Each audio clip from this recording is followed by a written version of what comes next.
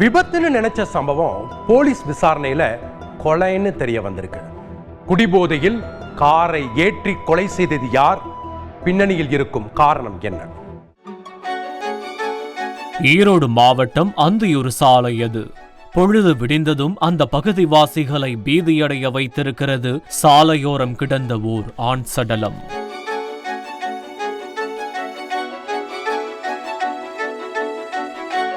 உடனே வெள்ளித்திருப்பூர் போலீசாருக்கு தகவல் பறந்திருக்கிறது.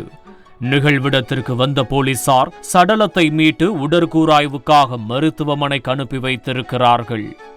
சடலமாக கிடந்தது யார்? நடந்தது விபத்தா, கொலையா போன்ற பல கேள்விகளை முன்வைத்து காவல்துறையின் கோப்புகள் கொடுத்த விவரத்தோடு செய்தியாளர் மேகநாதனுடன் விசாரணையில் இறங்கினோம்.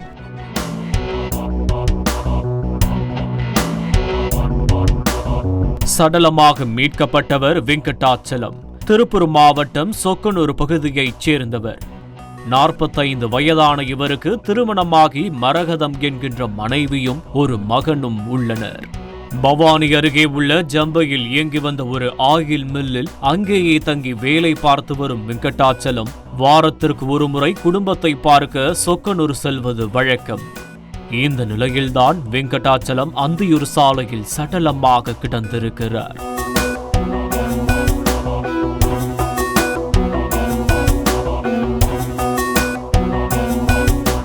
இந்த சம்பவம் தொடர்பாக சந்தேக வழக்கு பதிவு செய்த போலீசார் நடந்தது விபத்தா, கொலையா என்பதறிய சிசிடிவி காட்சி மூலம் அந்த சாலை வழியாக சென்ற வாகன பட்டியலை எடுத்திருக்கிறார்கள். அன்று இரவு 11 மணிக்கு மேல் சந்தேகிக்கும் விதமாக அதிவேகத்தில் பறந்திருக்கிறது ஒரு கருப்பு கார். உடனே அந்த காரின் உரிமையாளரை தேடி பிடித்து காவல் நிலையம் அழைத்து வந்திருக்கிறார்கள். அவரிடம் நடந்த விசாரணையில்தான் அனைத்து உண்மைகளும் அம்பலமாகி இருக்கிறது. ஆம், நடந்தது விபத்து அல்ல, கொலை.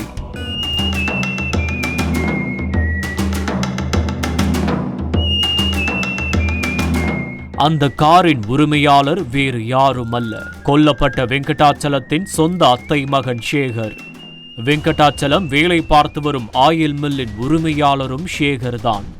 சம்பவத்தன்று மாலை வெங்கடாச்சலம், அவருடைய அத்தை மகனான சேகர், அவரின் கார் ஓட்டுநர் மணி ஆகிய மூவரும் ஆயில் மில்லுக்கு தேவையான பொருட்களை வாங்க சென்றிருக்கிறார்கள்.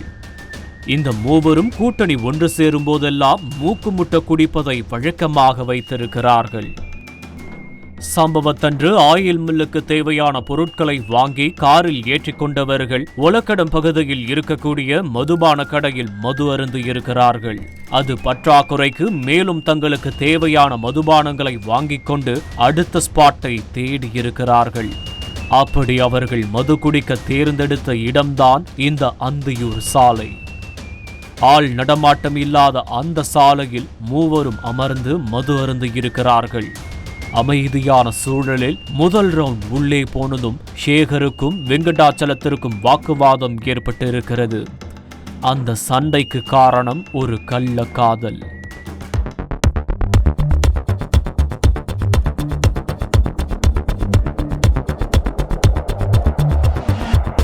சேகருக்கு சொந்தமான ஆயில் மில்லில் திருமணமாகாத ஒரு இளம்பெண் வேலை பார்த்து வந்திருக்கிறார். ஆயில் மில்லுக்கு சொந்தக்காரர் என்ற உரிமையில் சேகரும், உடன் பணிபுரியும் பெண் என்கின்ற உரிமையில் வெங்கடாச்சலமும் அந்த பெண்ணுடன் தகாத உறவை சரிசமமாக வளர்த்து வந்திருக்கிறார்கள். ஒரு கட்டத்தில் தான் பழகி வரும் பெண்ணுடன் வெங்கடாச்சலமும் தொடர்பில் இருப்பது சேகருக்கு தெரிய வந்திருக்கிறது. இதனால் ஆத்திரமடைந்த சேகர் அந்த பெண்ணையும் வெங்கடாச்சலத்தையும் கண்டித்திருக்கிறார். சேகரின் அந்த கண்டிப்பு அந்த பெண்ணுக்கு அச்சத்தை ஏற்படுத்தியிருக்கிறது. அதன் பிறகு ஆயில் மில்லுக்கு வேலைக்கு வருவதை அவர் நிறுத்தியிருக்கிறார்.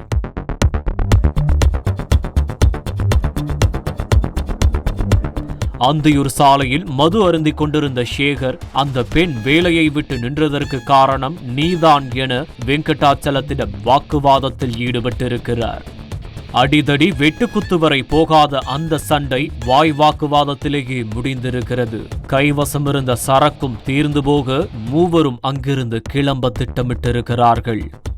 சேகரும் அவரது ஓட்டுநர் மணியும் காரில் ஏறிய பிறகும் நடந்த வாக்குவாதத்தை மனதில் வைத்துக்கொண்டு காரில் ஏறாமல் அடம்பிடித்திருக்கிறார் வெங்கடாச்சலம்.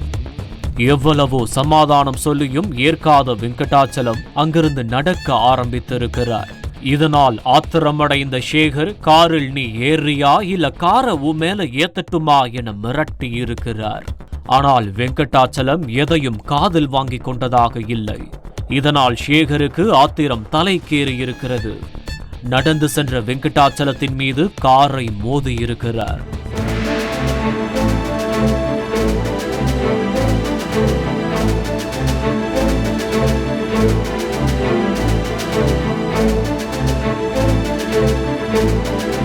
சாலையில் விழுந்த வெங்கடாச்சலம் 4 சக்கரங்களுக்கு மத்தியில் சிக்கியிருக்கிறார்.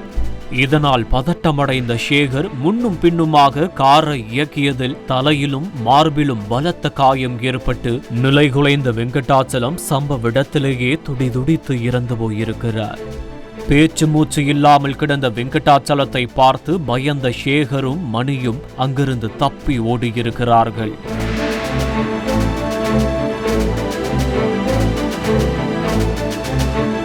இந்த சம்பவம் தொடர்பாக கொலை வழக்கு பதிவு செய்த போலீசார் சேகரையும் அவரது ஓட்டுநர் மணியையும் கைது செய்து சிறையில் அடைத்திருக்கிறார்கள்.